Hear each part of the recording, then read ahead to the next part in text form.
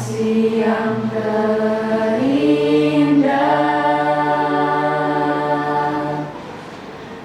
hati yang mulia,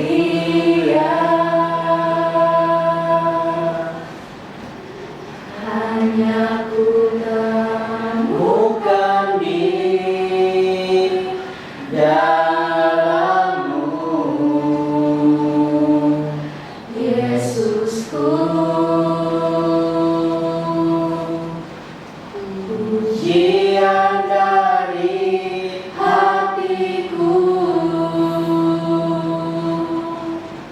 selalu di setiap waktuku, tiada pernah berubah kasih-Mu.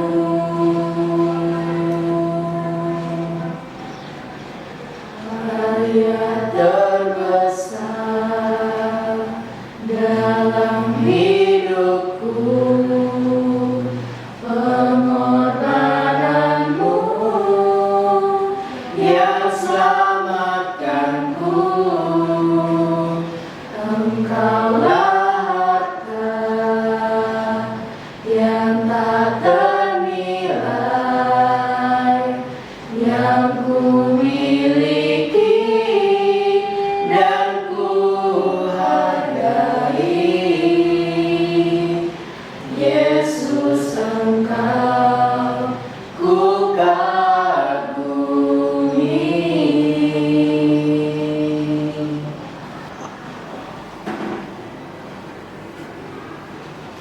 Teman-teman, sebelum mulai belajar kita, mari kita berdoa.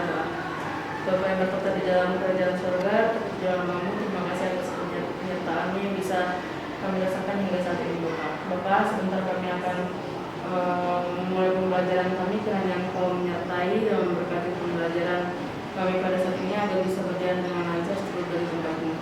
Engkau memberkati Pak Peter yang mengajar kami agar bisa menerangkan materi dengan baik dan kami bisa menerima materi yang diterangkan oleh Pak Peter. Dari awal hingga akhir kami serahkan dalam tangan-Mu, biarlah semuanya terjadi atas kehendak-Mu. Ampuni salah dosa kami baik sengaja maupun tidak sengaja, dalam nama-Mu kami berdoa. Haleluya, amin. Oke, terima kasih. Semua hadir ya hari ini ya? Hadir, Pak. Oke, semua hadir semua. Oke, hari ini kita akan belajar materi tentang Roh Kudus membaharui gereja. Dari materi bab 5, Roh Kudus membaharui gereja. Nah, itu kita bisa membaca dari Kisah Para Rasul pasal 2 ayat 1 sampai 19 dan Galatia 5 ayat 8. Oke. Nah, tujuan pembelajaran dari materi ini adalah setelah mengikuti proses pembelajaran, peserta ini diharapkan pertama, mengakui peran Roh Kudus dalam kehidupan orang beriman. Yang kedua, bersedia hidup baru sebagai wujud percaya kepada peran Roh Kudus sebagai pembaharu. Nah, yang ketiga, menjelaskan bagaimana Roh Kudus berperan dalam terbentuknya gereja perdana. Keempat, menunjukkan beberapa contoh tentang gereja sebagai komunitas yang baru, yang inklusif atau yang terbuka terhadap orang-orang yang ditolak di masyarakat. Yang kelima, menjelaskan contoh-contoh dari Alkitab atau hidup sehari-hari tentang keberanian yang dipimpin oleh Roh Kudus. Terakhir, yang keenam, menyebutkan apa yang terjadi apabila hidup kita tidak dipimpin oleh Roh. Nah, itu tujuan pembelajaran yang akan kita capai dalam pembelajaran hari ini. Nah, coba lihat dan amati perbedaan kedua gambar tersebut. Ada yang bisa memberi komentar setelah melihat dan mengamati gambar ini? Siapa yang bisa memberi komentar? Linda bisa memberikan komentarnya, pendapatnya tentang kedua gambar tersebut. Itu di gambar pertama itu orang sedang berdoa, Pak. Ya. Yang kedua juga, tapi yang di tengahnya itu ada yang fokus sama HP. Jadi hidup yang dipenuhi oleh roh itu mencerminkan pada gambar Yang pertama. pertama. Oke, ada pendapat yang lain? Sama? Sama. Ya, jadi gambar pertama itu ya memperlihatkan apa? Orang yang sungguh-sungguh Berdoa. ya berdoa. Nah, kemudian yang kedua, ya gambar kedua itu ada yang berdoa, ada juga yang ya sibuk bermain dengan HP. Ya, tidak fokus dalam ibadah atau berdoa. Oke. Nah, sekarang kita melihat apa itu Roh Kudus. Ya, jadi Roh Kudus itu adalah pribadi Allah dalam konsep Tritunggal. Ya. Konsep ketritunggalan Allah itu adalah Allah Bapa, Anak, dan Roh Kudus. Ya, jadi kalau ditanya apa itu Roh Kudus itu adalah pribadi Allah dalam konsep Tritunggal, yaitu Allah Bapa, Anak, dan Roh Kudus. Oke. Selanjutnya, peran Roh Kudus dalam kehidupan orang percaya. Jadi peranan Roh Kudus dalam kehidupan orang percaya itu satu, membebaskan orang percaya dari ikatan dosa. Jadi membebaskan orang percaya dari ikatan dosa. Yang kedua, menguduskan orang-orang percaya. Kemudian yang ketiga, memimpin kepada kebenaran. Terus yang keempat, menguatkan orang percaya. Kemudian memperlengkapi orang percaya. Nah, itulah model peran Roh Kudus dalam kehidupan orang percaya. Nah, selain peran Roh Kudus, ada fungsi daripada Roh Kudus itu. Nah, apa fungsinya Roh Kudus dalam kehidupan kita sebagai orang percaya? Ya, silakan Linda bisa menjawab. Fungsinya dalam kehidupan orang percaya itu sebagai penolong, penyelamat, serta penghibur. Ya, jadi fungsi Roh Kudus dalam kehidupan orang percaya itu sebagai penolong, sebagai penghibur, sebagai penyelamat. Sebagai penolong itu seperti apa? Sebagai penolong seperti ketika kita berada dalam ya berbagai macam permasalahan. Kemudian ketika kita berada dalam pergumulan, Roh Kudus hadir sebagai penghibur. Kemudian sebagai penyelamat.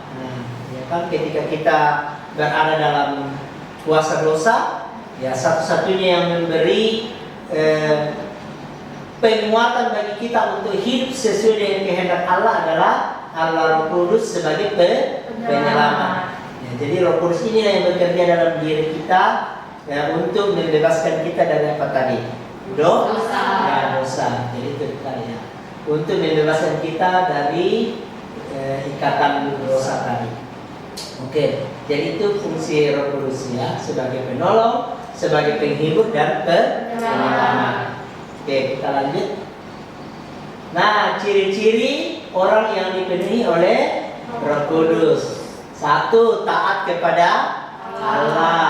Kemudian yang kedua, hidup kudus dan menjauhi dosa. Nah, yang ketiga, hidup berdasarkan firman Allah. Kemudian yang keempat, senantiasa menceritakan Injil. Kemudian melakukan kehendak Allah, dan yang terakhir menghasilkan buah-buah roh. Nah, kebalikannya orang yang tidak dipenuhi oleh Roh Kudus itu berarti apa? Tidak taat kepada Allah, tidak hidup kudus. Kemudian apa? Hidup tidak berdasarkan pada perintah Allah atau firman Tuhan. Nah, contohnya tadi seperti apa? Tidak mencerminkan hidup berdasarkan firman Tuhan. Kayak gambar tadi kan, ada orang yang sedang apa?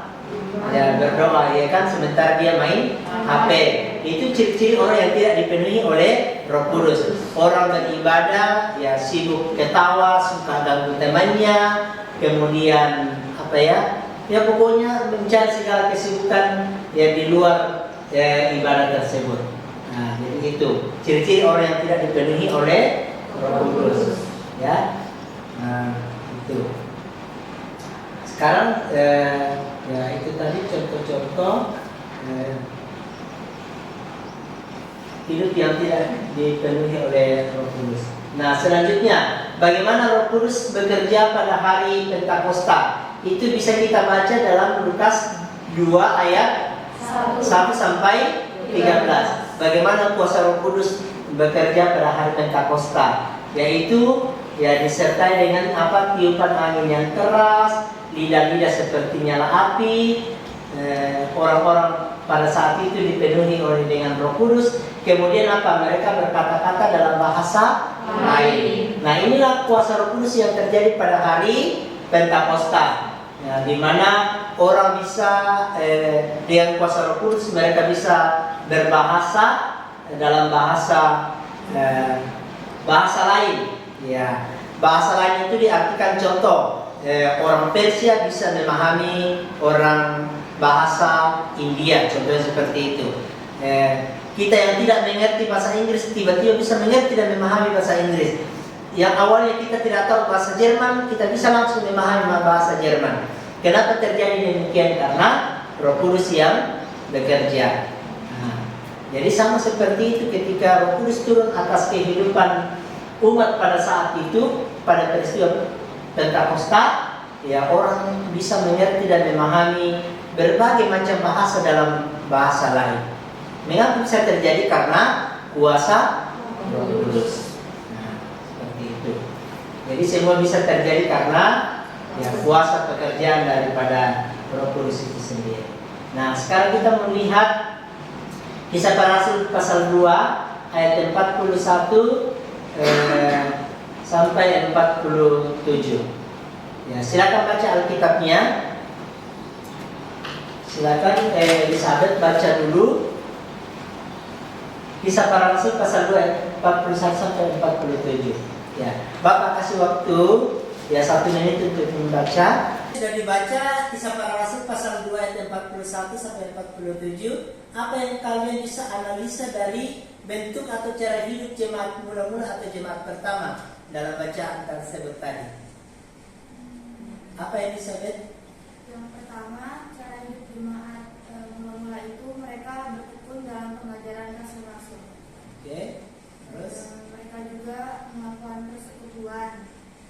Mereka selalu berkumpul untuk memecahkan roti. Ya, Dan yang terakhir mereka bersama-sama berdoa. Oke, jadi itu ada 4 item tentang cara hidup jemaat mula-mula, yaitu mereka bertekun dalam pengajaran rasul-rasul atau pengajaran lewat firman Tuhan. Kemudian yang kedua apa?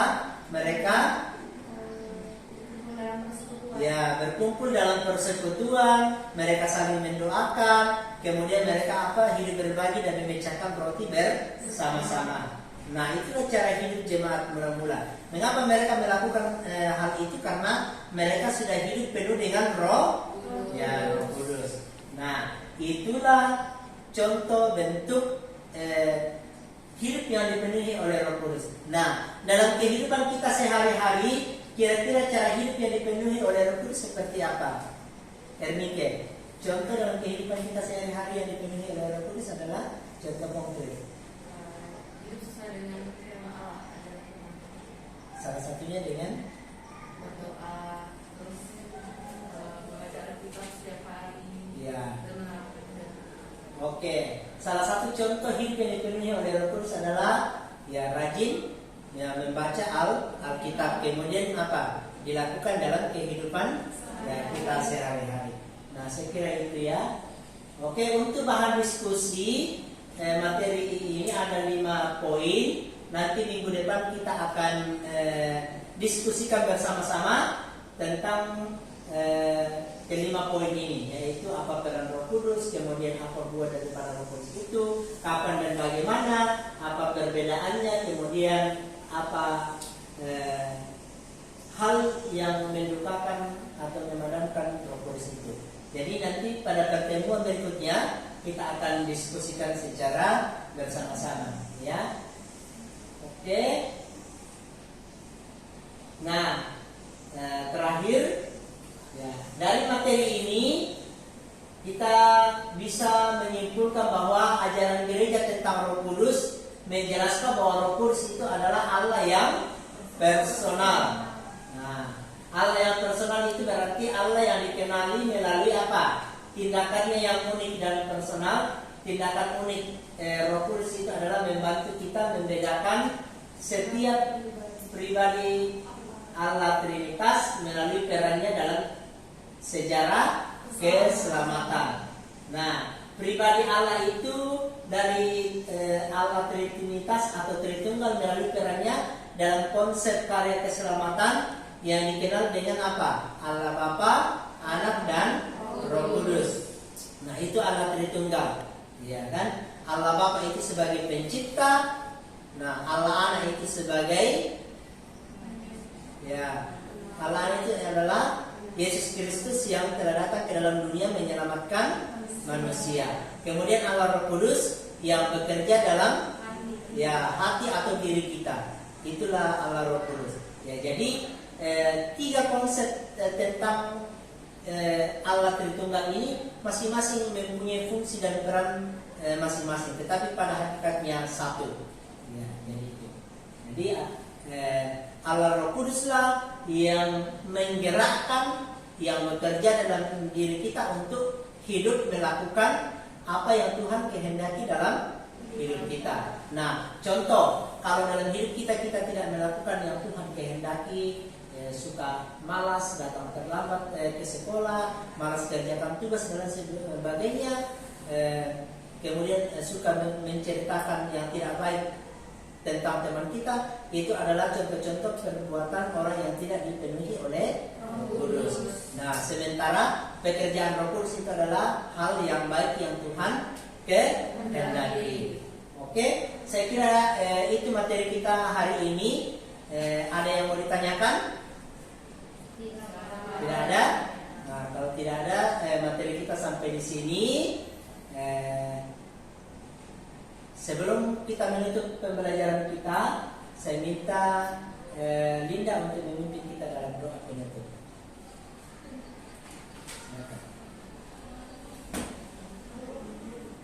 Silakan. Untuk mengakhiri pembelajaran kita pada hari ini, mari kita bersatu dalam doa.